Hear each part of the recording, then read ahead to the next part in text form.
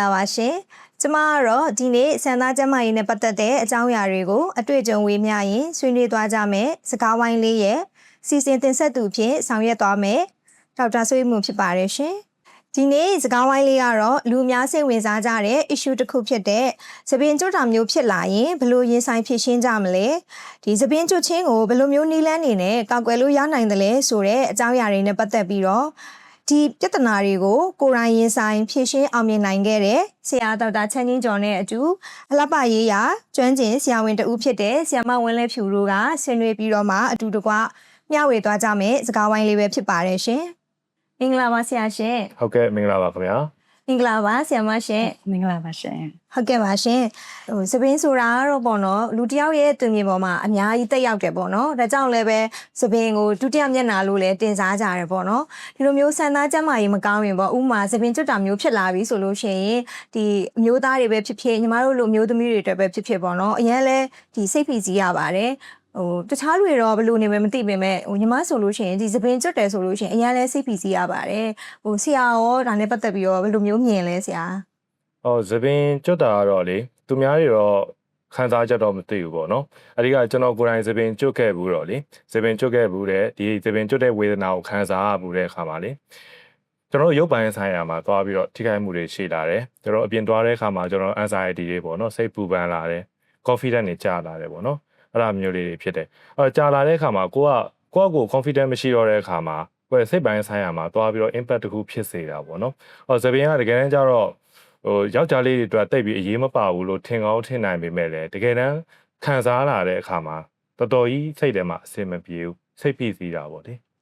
ဟုတ်ကဲ့ပါဆရာဟုတ်သပင်ကျွတ်တဲ့ပြဿနာကတော့เนาะအမျိုးသားဖြစ်ဖြစ်မျိုးသမီးဖြစ်ဖြစ်တော်တော်လေးစိတ်ဖိစီးရပါတယ်ဟုတ်ကဲ့ဆရာဒီဆရာပေါ့နော်ဒါနဲ့ပတ်သက်ပြီးတော့ hair transplant ကုထုံးမယူခင်ပေါ့နော်ဒီကြုံတွေ့ခဲ့ရတဲ့ဆရာရဲ့အတွေ့အကြုံလေးတွေလည်းမျှဝေပေးပါအောင်ဆရာဟုတ်ကဲ့အဲ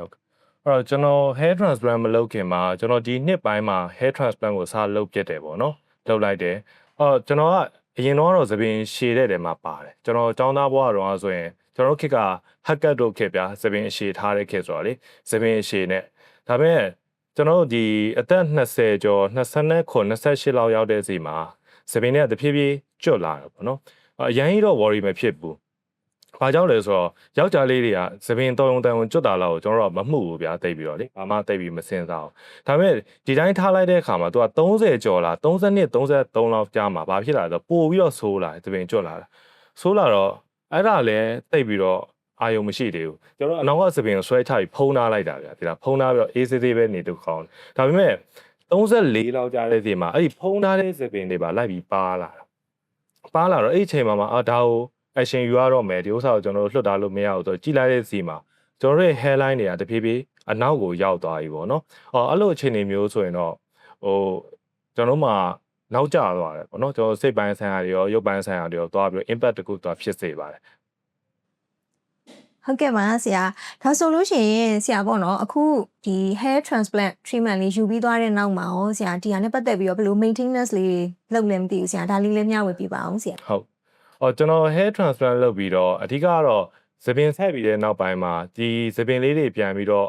site တဲ့သပင်လေးတွေပို့ပြီးတော့တန်မာလာစေဖို့ရယ်နောက်တစ်ခုကတော့ကျွန်တော်ငကိုမဆိုင်ထားတဲ့နေရာသပင်တွေထပ်ပြီးမကျွတ်အောင်ပေါ့နော်ကျွန်တော် lifestyle လေးကိုတော့အဓိကသတိထားဖို့လိုတာပေါ့နော်ကျွန်တော်ကိုယ်တိုင်ကဘာတွေလုပ်လဲဆိုတော့အဓိကတော့ healthy lifestyle ဘက်ကိုသွားတာပေါ့နော်အဓိကတော့အသားဓာတ်လုံလောက်အောင်စားတာမျိုးတွေသပင်မှာဆိုရင်သပင်ကျန်းမာရေးအတွက်ပေါ့နော်collagen နော် collagen လိုအပ်တဲ့ supplement လေးတွေ vitamin C လိုဟာမျိုးလေးတွေကျွန်တော်သပင်အတွက်ကိုအကျိုးပြုစေမယ့်ဟာလေးတွေကိုကျွန်တော်တောက်ဖြစ်တယ်နောက်ပြီးတော့ညဘက်အိတ်တဲ့အခါမှာလည်းစိတ်ဖိတည်မှုလျော့အောင်ဆိုပြီးတော့ကျွန်တော်တို့ stress release ဖြစ်စေမယ့်နည်းလမ်းလေးတွေပေါ့နော်ဥပမာတယောက်နဲ့တယောက်တော့မတူကြဘူးပေါ့ဗျာကျွန်တော်ကျတော့လေ့ကျင့်ခန်းလုပ်တာဝါသနာပါဆိုတော့ကျွန်တော်ကျင်ကစားတယ်လေ့ကျင့်ခန်းလုပ်တယ်ပြီးတော့ညဘက်ကိုအိတ်ဝအောင်ဟိတ်တယ်ဒါပေမဲ့သူများတွေကိုတွားပြီးတော့ stress relief ဖြစ်အောင်ကျင်ကစားဆိုပြီးတော့တွားပြီးတွန်းအားပေးလို့လည်းမရဘူးเนาะတချို့တွေကြတော့ဒါကိုစိတ်မဝင်စားဘူးတချို့ဆို journaling လုပ်တာတွေတချို့တွေဆိုရင်အိမ်မွေးသေးဆန်လေးတွေနဲ့ရှောက်သွားတာမျိုးလေးသူတို့ဒီ stress တွေ relief ဖြစ်မှပဲကျွန်တော်တို့ဒီသပင်ကျွတ်တာကိုနောက်ဆက်တွဲကိုကာကွယ်နိုင်မှာပေါ့เนาะဒီလိုမျိုးလေးတွေလုပ်တယ်နောက်တစ်နေ့ကိုရေဆိုလဲကျွန်တော်3 liter လောက်တော့သတိထားပြီးတော့တောက်ဖြစ်တာပေါ့เนาะဟ ဆရာမကလည်းအလှပရေးကျွမ်းကျင်ဆရာဝန်တဦးလည်းဖြစ်တယ်နောက်ပြီးတော့အမျိုးသမီးလည်းဖြစ်တဲ့ခါကျတော့ဒီသပင်ကျွတ်တာနဲ့ပတ်သက်ပြီးတော့ဘယ်လိုအကြောင်းအရာတွေကိုထပ်ပြီးတော့မှဖြည့်ဆွက်ပြီးတော့မျှဝေချင်မှဒီလေဆရာမရှင်ဟုတ်ကဲ့ဟုတ်ကဲ့ပါခုနဒေါက်တာပြောသလိုပဲပေါ့နော်ကိုကိုနိုင်လည်းအမျိုးသမီးတဦးဖြစ်တယ်aesthetic ရှုထောင့်ကကြည့်မယ်ဆိုလို့ရှိရင်လည်းဒီအမျိုးသားပဲဖြစ်ဖြစ်အမျိုးသမီးပဲဖြစ်ဖြစ်ပေါ့နော်ဥယျာဉ်ပြားနဲ့ဆန္ဒကျမ်းမာရေးဆိုတာတကယ်ရေးပါတဲ့ကဏ္ဍဖြစ်နေတာပေါ့နော်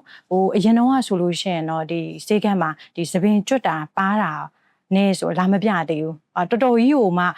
ကျွတ်ပြီးတော့ပြောင်းသွားတယ်ဆိုတော့မှဒီအသက်50လောက်ဝန်းကျင်အဲ့လောက်ကြာမှပဲဂရုတစိုက်နဲ့လာဖို့တတိရတယ်ပေါ့နော်အခုနောက်ပိုင်းမှာတော့ဒီအသက်30ဝန်းကျင်25 30ဝန်းကျင်လောက်နဲ့တင်ကိုပဲသပင်ကျွတ်တယ်ပါတယ်ဆိုပြီးတော့လာပြီးတော့ treatment ခံယူကြရပေါ့နော်ဆိုလိုတဲ့သဘောကဒီဆန္ဒကျန်းမာရေးနဲ့ပတ်သက်ပြီးတော့တော်တော်များများပို့ပြီးတော့အလေးထားဂရုစိုက်လာကြတယ်ဆိုတဲ့သဘောပေါ့နော်ဟုတ်ကဲ့ပါဆရာမဟုတ်ကဲ့ပါရှင်အခုလိုမျိုးဆန္ဒကျန်းမာရေးနဲ့ပတ်သက်တဲ့အကြောင်းအရာတွေပြဿနာတွေကိုကိုယ်တိုင်ကြုံတွေ့ခဲ့ရတဲ့အတွေ့အကြုံတွေကိုလည်းမျှဝေပေးသွားပြီးတော့မှ professional ရှုထောင့်ကနေပြီးတော့လည်းပဲဝေမျှဆွေးနွေးပေးသွားတဲ့ဆရာနဲ့ဆရာမကိုလည်းကျေးဇူးအများကြီးတင်ပါတယ်ရှင်ဒီဆန္ဒပြဿနာတွေနဲ့ပတ်သက်ပြီးတော့ဆရာနဲ့ဆရာမကအတွေ့အကြုံလေးတွေကိုမျှဝေပေးပြီးရဲ့နောက်မှာတော့အတွေ့အကြုံများတဲ့ဆန္ဒပြဿနာတွေနဲ့ပတ်သက်ပြီးတော့အကြောင်းရင်းလေးတွေကိုလည်းပဲမျှဝေပေးစီချင်ပါတယ်ရှင်ဟုတ်ကဲ့ပါဒီဆန္ဒပြဿနာတွေနဲ့ပတ်သက်ပြီးအတွေ့အကြုံများတာတော့ဒီသပင်ကျွတ်တာပေါ့နော်ကျွတ်တာနေမှာတဖြည်းဖြည်းပါပြီးတော့ပြောင်းသွားတယ်ကွက်သွားတယ်ပေါ့နော်အဲ့ဒါတော့တွေ့ရများတယ်ဖြစ်စီတဲ့အကြောင်းရင်းကတော့အများကြီးရှိပါတယ်ဒါပေမဲ့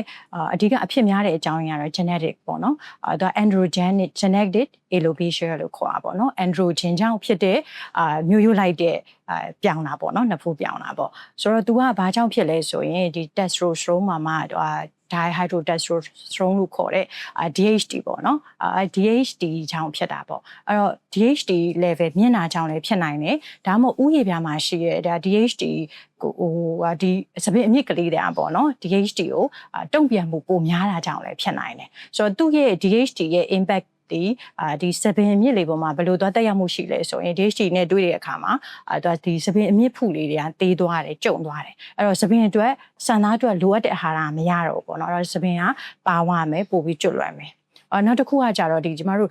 ့စပင်မှာကြတော့ hair cycle ပေါ့နော်အမြဲတမ်းရှည်နေတာမဟုတ်ဘူးသူကြီးထွားတဲ့အဆင့်ရှိတယ်အဆင့်မှာဆိုစပင်ကရှည်နေမှာပေါ့နော်ပြီးရင်နားတဲ့အဆင့်ရှိတယ်ပြီးရင်ကျွတ်မယ်ဒီလိုတက်နေရလဲနေတာပေါ့အဲ့ဒီမှာကိုမှ तू ကကြီးထွားတဲ့အဆင့်ကိုကြတော့တိုးစေတာပြီးရင်နားနေအစင်ကိုကြတော့ तू ကကြာစေတာပေါ့အဲ့တော့စပင်ကကျွတ်သွားတယ်ပြီးရင်အလှမြင်အောင်ပြန်မပေါက်နိုင်တော့အဲ့ဒီမှာကနေတဖြည်းဖြည်းကျွတ်ပါပြီးတော့ပြောင်းသွားတာပေါ့နော်ဟုတ်ကဲ့အဲ့တော့ဆရာမခုနကပြောတဲ့ဒီမျိုးရိုးလိုက်လို့နှစ်ဖူးပြောင်းတဲ့ကိစ္စပေါ့နော်အဲ့ဒီဟာလည်းကျွန်တော်ဆေးကန်းတွေမှာတော်တော်များများတွေ့ရတယ်အထူးသဖြင့်တော့လူငယ်တွေတောင်ဒီရက်ပိုင်းမှာပို့တွေ့တာပေါ့နော်ဒီနှစ်ပိုင်းတွေမှာအဲ့တော့ကျွန်တော်သိချင်တာတကယ်လို့ဒါအဲ့လိုမျိုးရိုးရှိတယ်ကျွန်တော်တို့ရဲ့မိဘမျိုးမှာနှစ်ဖူးပြောင်းတဲ့မျိုးရှိတယ်ဆိုရင်ကျွန်တော်ဒီဟာလေးတွေကိုကာကွယ်လို့ရနိုင်မလားဒါမှမဟုတ်လဲကာကွယ်လို့မရဘူးဆိုရင်တော့နှေးသွားအောင်တခုခုများလုပ်လို့ရနိုင်မလားပေါ့နော်ဆရာမရဲ့အမြင်လေးပြောပါအောင်ဟုတ်ကဲ့ပါကို့မှာမျိုးရိုးရှိတယ်ဆိုတာသိထားတယ်ဆိုလို့ရှိရင်နှစ်မျိုးရှိရပါတော့အခုစပြီးကျွတ်နေပြီလားပေါ့စပြီးတော့မကျွတ်သေးဘူးကိုကကာကွယ်ထားခြင်းနေဆိုလို့ရှိရင်တော့ကိုကဒီမှာ lifestyle တွေပြောင်းလာလုပ်လို့ရတယ်နောက်ပြီးတော့ဒီစပင်နဲ့ဆန်သားဥယျာဉ်ပြောင်းအားဖြည့်ပေးတဲ့ supplement တို့ပေါ့နော်အဲ့ဒါမျိုးတွေတောက်လို့ရတယ်တကယ်လို့ကျွတ်နေပြီဆိုရင်ပိုဆိုးတဲ့အခြေအနေမှာပြောင်းတော့မဲ့အခြေအနေဆိုရင်တော့ဒါကာကွယ်ရုံနဲ့မရတော့ဘူးပေါ့နော်တေချာလေးကိုကုသမှုခံယူသင့်ပါတယ်ဟုတ်ကဲ့ပါဒါဆိုရင်ဒီသပင်ကျွတ်တာနဲ့ပတ်သက်ပြီးတော့အမျိုးသားနဲ့အမျိုးသမီးရောကွာခြားချက်ရှိပါသလားရှင်ဆရာနဲ့ဆရာမဆွေးနွေးပေးပါအောင်ရှင်ဟုတ်ကဲ့ဟုတ်စပင်ကျွတ်ပြီးပြောင်းလာတော့အမျိုးသားနဲ့အမျိုးသမီးကကွာခြားချက်ပိုက်တယ်မတူဘူးပေါ့နော်အမျိုးသားဆိုလို့ရှိရင်သူကဒီနှစ်ဖူးထိပ်ပေါ့နော်ထိပ်ကနေစပြီးပြောင်းမယ်သူ U shape ပုံစံမျိုးပေါ့ဒီ hair line တွေနောက်ဆုတ်ပါမယ်ငယ်ထိပ်လည်းပါမယ်အဲ့တော့တဖြည်းဖြည်းအသက်ရလာတာနဲ့မြားဒီရှေ့ရလည်းနောက်ကိုပြောင်းနောက်ကလည်းရှေ့ကိုပြောင်းအလဲကလုံးဝပြောင်းရမယ်ဘေး hair ရကြတော့ဒီတိုင်းပဲဆက်ရှိနေမယ်ပေါ့နော်အဲ့ဆိုအမျိုးသမီးရကြတော့လို့မဟုတ်ဘူးအမျိုးသမီးရကြဒီစပင်အလဲခွဲချောင်းပေါ့ခွဲချောင်းကနေတဖြည်းဖြည်းတစ်ဖက်တစ်ချက်စီကိုကျဲသွားမှာပေါ့ပြီးရင်ပါသွားမယ်ဆိုတော့ဘာနဲ့တူလဲဆိုတော့ Christmas tree ပေါ့ shape အဲ့လိုပုံစံမျိုးသွားမှာပေါ့နော်နောက်တစ်ချက်ကအမျိုးသမီးတွေမှာကြတော့ဒီတတာလုံးမှာဒီဟော်မုန်းပြောင်းလဲအဆင့်တွေကပို့ပြီးတော့ကြုံတွေ့ရတယ်ဥပမာကိုဝင်ဆောင်တဲ့အချိန်တို့ဒါကလေးမီးဖွားတဲ့အချိန်သွေးဆုံးတဲ့အချိန်တွေပေါ့နော်အဲ့တော့အဲ့အချိန်မှာဆိုရင်ဟော်မုန်းပြောင်းလဲချောင်းလဲကျွတ်နိုင်ပါတယ်အဲ့တော့ဆရာမခုနကတော့ပြောတဲ့ပုံရဆိုရင်တော့ကျွန်တော်တို့အမျိုးသားတွေနဲ့အမျိုးသမီးတွေနဲ့ရှင်လိုက်တဲ့အခါမှာ ကျွန်တော်တို့အမျိုးသားတွေဆိုရင်ဟော်မုန်းပြောင်းလဲကဘဝမှာတိတ်ပြီးတော့မရှိဘူးလေနော်ဆိုတော့လူပြိုဖြစ်တဲ့အချိန်မှာဆိုရင်တစ်ခေါက်ရယ်ကျွန်တော်အသက်60ကျော်မေးအန်ဒရိုပေါ်လို့ခေါ်မှာနော်မန်အန်ဒရိုပေါ်လို့ခေါ်မယ်နဲ့တူတယ်အမျိုးသားသွေးဆုံးချိန်ပေါ့အဲ့လိုအချိန်မှာဆိုတစ်ခေါက်လောက်ပဲရှိတာပေါ့နော်အဓိက main ကလေးတွေကြတော့သူဒီအပြိုဖြစ်တဲ့အချိန်ကနေစပြီးတော့တောက်လျှောက်သွေးဆုံးတဲ့အချိန်ကြီးဆိုတော့နှစ်ပေါင်းများစွာမှာဟော်မုန်းတက်ကြတွေအချိန်အများကြီးဖြစ်နေတာဆိုတော့လေအမျိုးသမီးတွေကပို့ပြီးတော့ဒီသပင်ကျွတ်တာရဲ့ဟော်မုန်းတက်ကြကြောင့်သပင်ကျွတ်တာကိုပို့ပြီးတော့ခံစားနိုင်ရခြင်းရှိတယ်ဆိုတဲ့သဘောလားဆရာမဟုတ်ပါတယ်ဟုတ်အဲ့တော့ဒါမဲ့ဒါတအားတော့စိတ်ပူစရာမလိုဘူးပေါ့နော်ဘာလို့ဆိုတော့ဒီဟော်မုန်းပြောင်းလဲချောင်းဖြစ်တဲ့သပင်ကျွတ်တာအားကြတော့temporary ပဲယာယီပဲဆိုတော့ပြန်ပေါက်တယ်စိတ်ပူစရာတော့မလိုဘူးပေါ့နော်ဒါမဲ့နောက်တစ်ချက်ရှိတာအမျိုးသမီးတွေမှာတစ်လတစ်ခါပေါ့ဒီဓမ္မတာကြောင့်တန်သက်ဆုံးရှုံးရတာရှိတယ်တန်သက်ဆုံးရှုံးတာကလည်းဒါသပင်ကျွတ်တာရဲ့အကြောင်းရင်းတစ်ချက်ဖြစ်တယ်ပေါ့နော်အဲ့ဒါကြောင့်မို့လဲအမျိုးသမီးတွေကပုံမှန်လေးကိုဒါဂရုစိုက်ပေးနေရတယ်လို့ဖြစ်နေတာပေါ့နော်အဲ့တန်သက်မှမဟုတ်ဘူးတခြားပေါ့ဇင်းဘိုတင်ဗီတာမင် D ဒါတွေချို့တဲ့လို့ရှိရင်လည်းသပင်ကျွတ်နိုင်ပါသေးတယ်ဟုတ်ကဲ့အခုဆိုရင်ဒီသပင်ကျွတ်တဲ့အကြောင်းရင်းတွေကတော့အများကြီးရှိရပေါ့နော်ဆရာနဲ့ဆရာမနဲ့ရှင်းပြသွားတဲ့အထဲမှာဒီ stress ကြောင့်ရောသပင်ကျွတ်တာကဖြစ်နိုင်ပါလားဆရာနဲ့ဆရာမဆွေးနွေးပြပါအောင်ရှင်ဟုတ်ကဲ့ဟုတ်stress ကြောင့်ဖြစ်နိုင်ပါတယ် stress မှာဒီ emotional stress ပေါ့နော်စိတ်ဖိစီးမှုများတာကြောင့်လည်းဖြစ်နိုင်တယ်လို့ဒီ physical stress ပေါ့နော်ဥပမာဒီအပြင်းထန်အဖျားနာပြီးတဲ့အချိန်မှာပဲဖြစ်ဖြစ်ဥပမာခွဲစိတ်ကူးတာမှုခံယူရပြီးတဲ့အချိန်မှာပဲဖြစ်ဖြစ်ဒီသပင်အထွေးလိုက်ကျွတ်တာမျိုးလည်းကြုံတွေ့ရနိုင်ပါတယ်ကျွန်တော်တို့ဒီလူတစ်ယောက်ပေါ့နော်ဒီစိတ်ဖိစီးမှုများတဲ့ lifestyle မှာရှိတဲ့လူတစ်ယောက်ဆိုရင်အဓိကတော့ကျွန်တော်ပုံမှန်အဖြစ်တော့ဒီလိုလူတွေဆိုရင် stress များလို့သပင်ကျွတ်တယ်လို့ပြောတဲ့အခါဆိုရင်တိတ်ပြီးတော့ view side လေးမရှိဘူးဒါပေမဲ့တကယ်တမ်း stress များလာတဲ့အခါမှာကျွန်တော်တို့ရဲ့ခန္ဓာကိုယ်မှာ cortisol လို့ခေါ်တဲ့ stress hormone တွေထွက်လာတယ်လူခန္ဓာကိုယ်မှာဒီ stress တွေကိုခံနိုင်ရရှိဖို့ကဒီ hormone တွေကလုပ်ပေးတာဒီ hormone လေးတွေထွက်လာဖို့ကြတော့ကျွန်တော်တို့ရဲ့ခန္ဓာကိုယ်မှာရှိတဲ့ vitamin C တွေကိုသူကအသုံးပြုရတယ်အဲ့တော့ vitamin C တွေရော့နေလာတာနဲ့မျှကျွန်တော်ခန္ဓာကိုယ်မှာ collagen production ကိုတွားပြီးတော့ impact တွားဖြစ်စေတယ်ပေါ့နော်အဲ့တော့တကယ်လို့ဒါကိုက stressful lifestyle တခုရှိတယ်ကိုကစိတ်ဖိစီးတယ်ပင်ပန်းတဲ့လူဆိုရင်အထူးသဖြင့်တော့ collagen နဲ့ကျွန်တော်တို့ vitamin C လိုပါတဲ့ supplement မျိုးတွေထဲတောက်တယ်ဆိုရင်ရောကျွန်တော်တို့ဆရာမခုနပြောတဲ့သပင်တွေအထွေးလိုက်ကျွတ်တာကိုကျွန်တော်တို့ကာကွယ်လို့ရမလားပေါ့ဟုတ်ကဲ့ဟုတ်အဲ့တော့သပင်ကျွတ်တဲ့အကြောင်းရင်းကလည်း stress ပဲဆိုတော့လေဒီ stress ဆိုလို့ရှိရင်ခုန vitamin C ကိုနိုင်ကိုကလည်း antioxidant ဖြစ်တယ်ပြီးတော့နောက် collagen ထုတ်လုပ်တဲ့နေရာမှာလည်းသူကပါဝင်ပေးရတယ်ဆိုတဲ့အခါကျတော့သူတို့နှစ်ခုပေါင်းလိုက်တဲ့အခါပို့ပြီးတော့အာနိသင်ကဒီသပင်ကျွတ်တာကိုလည်းတက်တာစေတဲ့အပြင်ကိုဒီအသားရည်မှာပါပို့ပြီးတော့ကောင်းစေတဲ့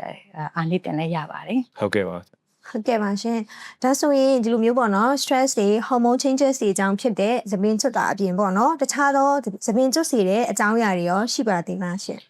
ဟုတ်ကဲ့ဟုတ်တခြားအကြောင်းအရာတွေဆိုလို့ရှိရင်တော့ဥမာယောဂပေါ့နော် autoimmune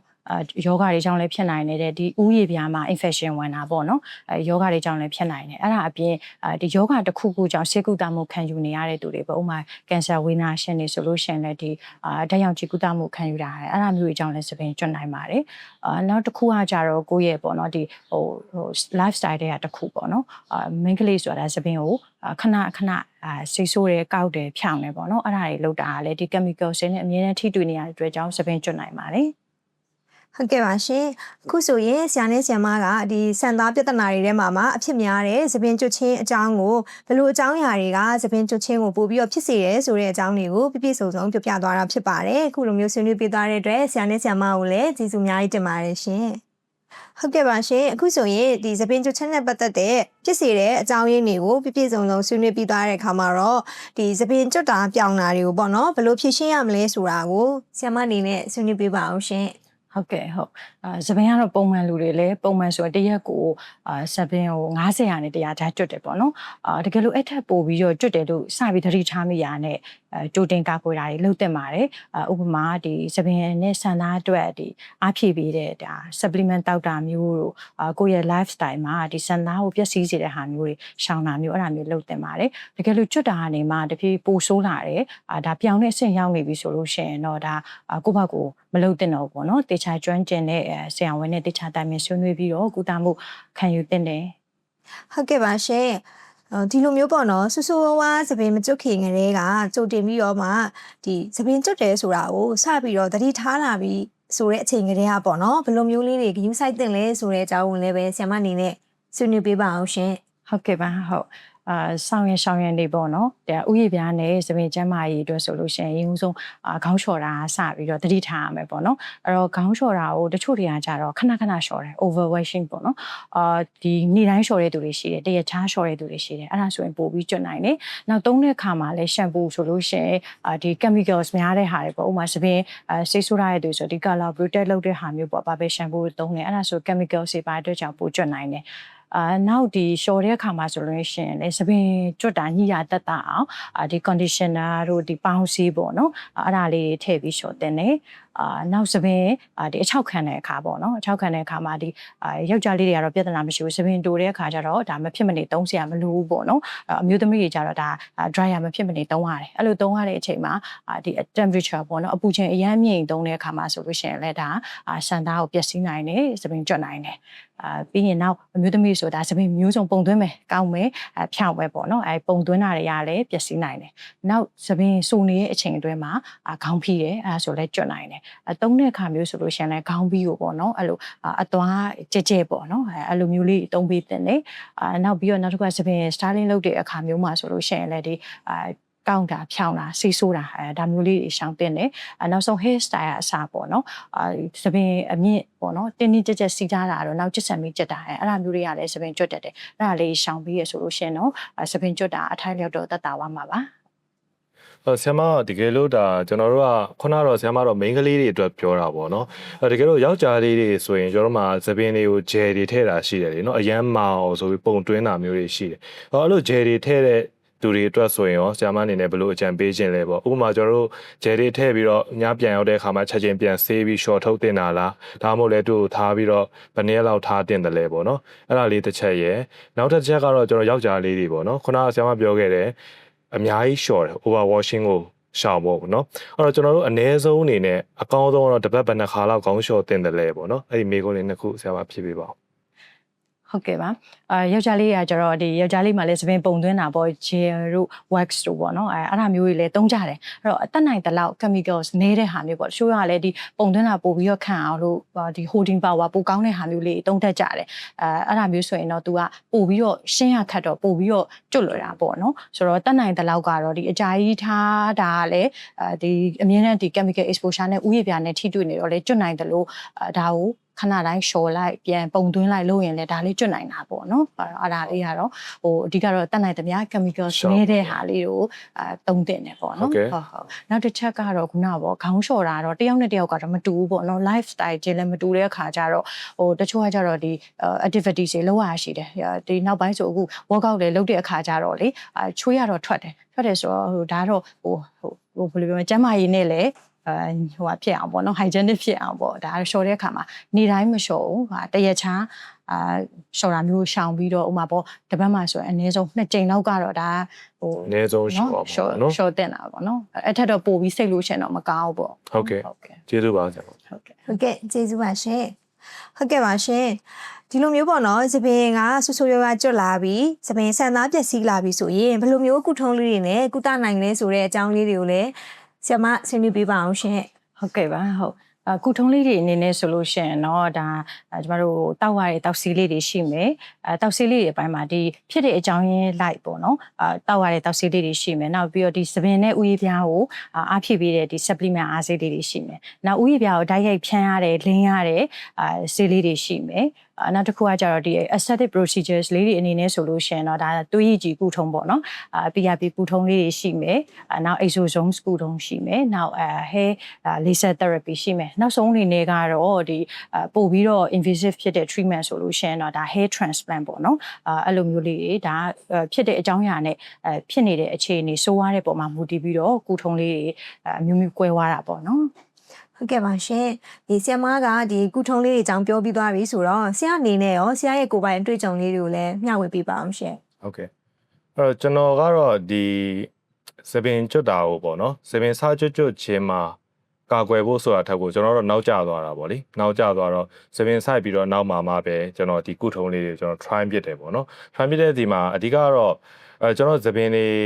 တန်မာဖို့အတွက်ပေါ့နော်ပြန်လဲတန်မာစေဖို့အတွက်ကြတော့ကျွန်တော်အဲ့ဒီ collagen ပါတဲ့ supplement လေးရယ်အဲ့ဒီ collagen ကိုမှကျွန်တော်တို့ခန္ဓာကိုယ်ပို့ပြီးတော့ အဖက်ပိုကောင်းအောင်ပေါ့နော်ပို boost လုပ်ပေးနိုင်တဲ့ vitamin C ပါတဲ့ဟာမျိုးလေးတွေပေါ့နော် antioxidant action ပါတဲ့ supplement မျိုးလေးတွေကကျွန်တော်ဒီ facial ဆိုတဲ့ဟာလေးကိုကျွန်တော်တောက်ဖြစ်တယ်တောက်ဖြစ်တဲ့ဒီမှာတော့ကျွန်တော်အဲ့ဒီ3-4လလောက်ပေါ့နော်တောက်လျှောက်ကျွန်တော်အမြဲတမ်းဆွဲတောက်ပြတာတစ်ခုရှိတယ်ဒါအပြင်ကိုကျွန်တော်ခုနဆရာမပြောခဲ့တဲ့ PRP တော့နော်PRP လည်းကျွန်တော် try ကြည့်တယ်ဒါလေးလည်းလုပ်ကြည့်တယ်လုပ်ကြည့်တဲ့ပြင်အရှိမဆရာမမေးခဲ့သလိုပဲကျွန်တော်တို့ဒီ lifestyle နဲ့ပတ်သက်ပြီးတော့ပေါ့နော်ကျွန်တော်လေ့ကျင့်ခန်းလုပ်တာတွေရေဓာတ်ပြေဝအောင်တောက်တာမျိုးတွေကျွန်တော်ကျန်းမာရေးအတွက်ကိုအကျိုးပြုစေမယ်ဟင်းနီဟင်းရွက်တွေအစိအဆန်တွေစားတာမျိုးတွေပေါ့နော်ဒီလိုမျိုးလေးတွေကျွန်တော် try မှုပါတယ်ဟုတ်ကဲ့ပါရှင်ဒါဆိုရင်ဒီသပင်ကျွတ်တဲ့လူတွေသပင်ပါတဲ့လူတွေအနေနဲ့ပေါ့နော်ဘယ်လိုမျိုးအစားအသောက်တွေကိုရွေးချယ်စားသောက်သင့်လဲဆိုတဲ့အကြောင်းအရာလေးကိုလည်းဆရာရှင်းပြပေးပါအောင်ရှင်ဟုတ်ကဲ့အဲ့တော့ကျွန်တော်တို့ဒီအရှိမပြောခဲ့သလိုပေါ့နော်သပင်ကျွတ်တဲ့လူတွေကအောက်ခံအကြောင်းရင်းတွေအများကြီးပဲရှိတယ်အဲ့ဒီအကြောင်းရင်းတွေအကုန်လုံးကျွန်တော်တို့က cover ဖြစ်အောင်ဆိုပြီးတော့ကျွန်တော်တို့မှာရွေးချယ်စားသောက်ရမယ့်အစားအစာလေးရှိတာပေါ့နော်ဥပမာဖြစ်တော့နံပါတ်1ဆိုရင်ဗျာကျွန်တော်တို့ collagen ပေါ့နော် collagen ပြေဝဖို့ကြတော့ကျွန်တော်အယိုးပြုတ်ရည်တွေကအဓိကကြတယ်တကယ်တမ်းကျတော့ collagen ကကျွန်တော်တို့တိရစ္ဆာန်အရည်ပြားတွေမှာပါပေမဲ့ကျွန်တော်တို့ဘယ်သူမှဒီလိုမျိုးကြက်တရည်တို့ဘာလို့ရွေးပြီးစားမနေဘူးပေါ့နော်အဓိကအယိုးပြုတ်ရည်ပေါ့ဒါမျိုးလေးစားလို့ရတယ်နောက်တစ်ခုကတော့တန်တက်ပြေဝတဲ့အစားအစာတွေပေါ့နော်အစိမ်းရအောင်ရှိတဲ့ဟင်းရွက်တွေအနီအောင်ရှိတဲ့အသားတွေပေါ့နော်ဒါမျိုးလေးတွေလည်းရွေးချယ်စားသောက်လို့ရတယ်ပြီးတော့ကျွန်တော်ဒီသပင်မှာ antioxidant action ရှိတဲ့ဟာတွေပေါ့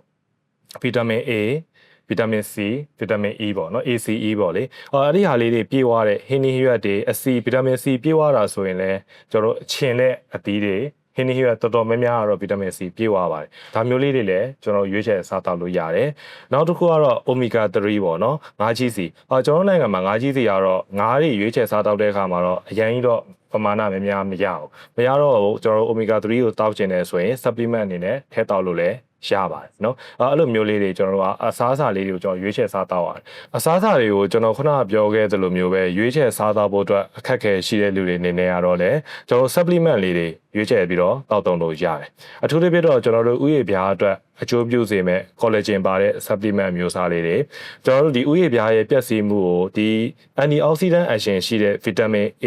CE ပေါ့နော်ဒါမျိုးလေးတွေနောက် biotin ပါတဲ့ supplement အမျိုးအစားလေးတွေပေါ့နောက်တစ်ချက်ကတော့ကျွန်တော်ဥယျာဉ်ပြားမှာရှိတဲ့ blood circulation ပေါ့နော်ဥယျာဉ်ပြားသွေးလှည့်ပတ်မှုကိုကောင်းစေတဲ့ horse day supplement အမျိုးအစားလေးတွေပေါ့နော်ဒီလိုမျိုးခုနကပြောတဲ့ ingredient လေးတွေပါဝင်တဲ့ supplement မျိုးဆိုရင်တော့ကျွန်တော်တို့ခုနသပင်ပါတယ်သပင်ကျွတ်တယ်ဆိုတဲ့လူတွေအတွက်တော့ရွေးချယ်တောက်တုံလို့ကောင်းတဲ့ supplement အမျိုးအစားပါပဲဟုတ်ကဲ့ပါရှင်ခုလိုမျိုးသပင်ပါတာသပင်ကျွတ်တာနဲ့ပတ်သက်ပြီးတော့ဘယ်လိုမျိုးဒီနေထိုင်စားသောက်တင်လဲဆိုတဲ့အကြောင်းအရာတွေရောဘယ်လိုကာကွယ်ရမလဲဆိုတဲ့အကြောင်းအရာတွေကိုပါပြပြစုံစုံရှင်းလင်းပြပြသွားပေးတယ်ဒီဆရာနဲ့ဆရာမကိုလည်းကျေးဇူးတင်ပါတယ်ရှင်ဟုတ်ကဲ့ပါရှင်ဒီနေ့စံသားကျန်းမာရေးအကြောင်းစကားဝိုင်းလေးကိုကူညီပံ့ပိုးပေးတာကတော့ Australia နိုင်ငံကနေထုတ်လုပ်တဲ့ Fisher နဲ့ Fisher Premium မှာဖြစ်ပါတယ်ရှင်ဒီ Fisher နဲ့ Fisher Premium မှာဆိုရင်တော့စံသားကျန်းမာရေးအတွက်အရေးကြီးတဲ့ဥယျာဉ်ပြားသွေးလက်ပတ်မှုကောင်းမှုအတွက်ကူညီထောက်ပံ့ပေးနိုင်တဲ့ Hostel Equisitant Avancy နဲ့ Zinc တို့လည်းပါဝင်ပါတယ်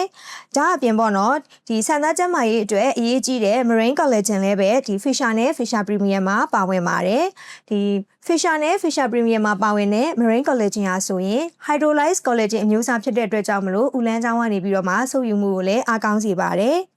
ဒီလိုမျိုးဒီ collagen တွေကိုဖြစ်ဆွဲပေးုံနေမကဘဲနဲ့ခန္ဓာကိုယ်မှာနေပြီးတော့မှ collagen biosynthesis ကိုအားကောင်းစေဖို့အတွက် ascorbic acid နဲ့ zinc တို့လည်းပဲ Fisher နဲ့ Fisher Premium မှာပါဝင်ပါသေးတယ်။ဒါပြင်ဒီ collagen တွေကို